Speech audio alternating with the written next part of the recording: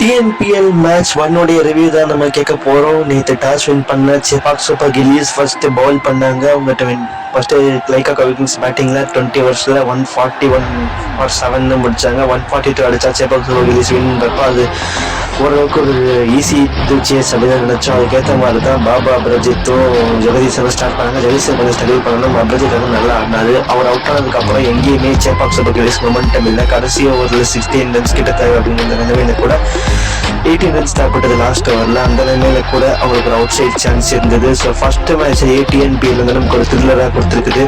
So அது ரொம்ப ஹாப்பியான ஒரு மொமெண்ட்ஸ் நம்ம எல்லாருக்குமே.